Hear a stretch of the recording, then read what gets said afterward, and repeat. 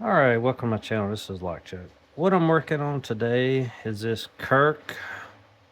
See if I can get a good light there. It's a Kirk Key Interlock. So I believe it goes on a piece of machinery. Um, that it's like a lockout tagout system. So this actuator is controlled by the cylinder, so it can be unlocked. I guess let whatever will operate. But if something needs to be operated or worked on, they can lock the machinery out, pull the key out, and this bar blocks whatever or activate something to make the machine safe. It did come with like two bolts, mounting bolts that go through the back to mount it up, and they are security threaded, so not too easy to get out. I have made two modifications to make this guttable. Just for clarification, I did grind the rivet off here, so this would slide out of the way.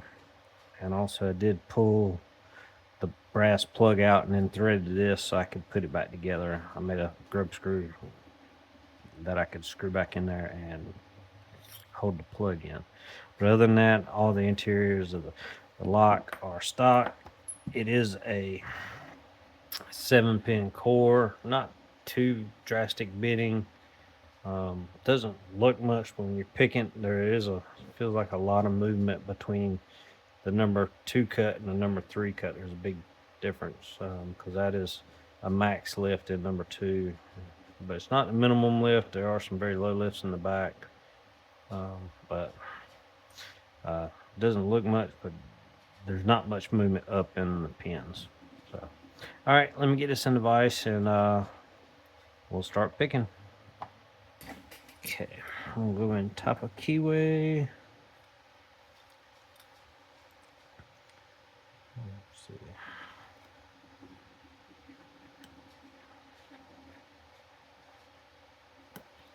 There's 2, got a click. 3 gave me a click. 4, not really binding. 5 didn't really give a click, but it kind of gave way. 6 gave me a click.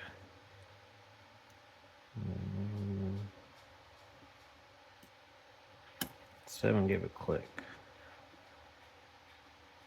1 is binding, got a click. 2 feels good. 3 gave me a click. 4, 5, 6, 7. We'll make just kind of nudging. 1, 2, 3, 4.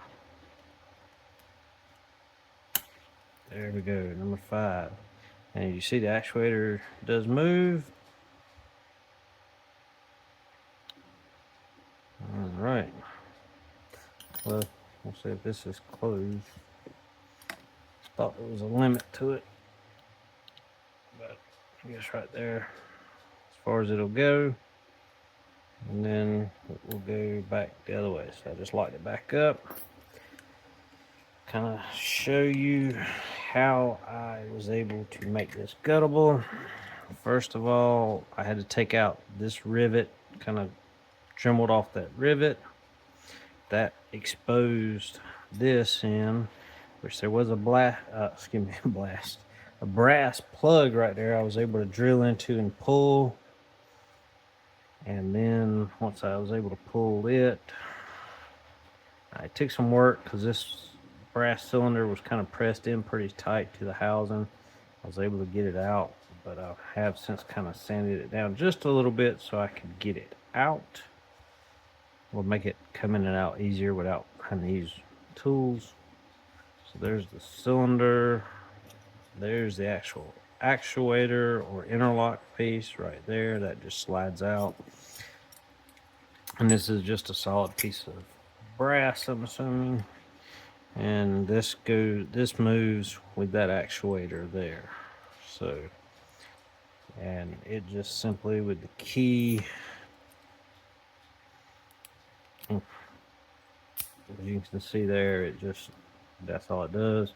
and it rides up and down in that slotted groove to pull it back and forth.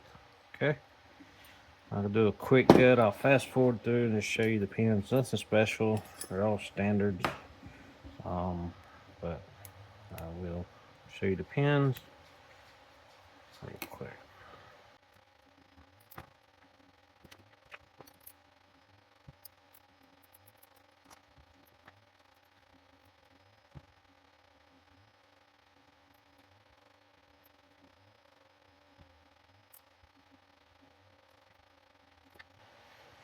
Alright, so here's the plug. You see 7 chambers. There's no milling or anything there. The Bible doesn't look like there's much there. This isn't separate. I think it's just when they did the milling, because you can see it's not perfectly circle. I think the milling machine just kind of leaves that for some reason. I guess as a tolerance probably for this to allow it to turn. Can't really see or feel any kind of milling. Nothing in there, which there's not much for it to grab onto. I'm going to do my camera because I don't want to drop the pins. So forgive me, I'm going to move you down. And hopefully that focuses in right there. As you can tell, they're all standard key pins and standard drivers. If you look at the springs, they are very compressed, especially these back ones. And one of the issues I had when I was first trying to pick it was this really short number 2 pin, and they have a short driver above it. And you put these together, and this one is actually below the shear line. So it was kind of giving me some. I figured that out. Once I realized this one was catching me on the shear line, or was below the shear line, that explains some things. But why I had these longer driver pins here, well, you've got them matched up to the long key pins. So not real sure, but anyway, but as you can tell, those did get compressed.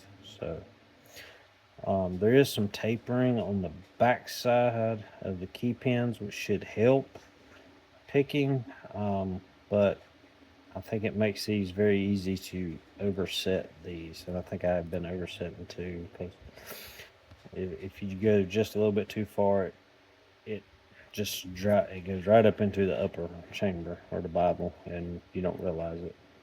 But you can tell it by, you don't get that movement out of that pin, you've overset it. It's picked very kind of mushy, I guess you could say. But anyway, all right, thanks for watching.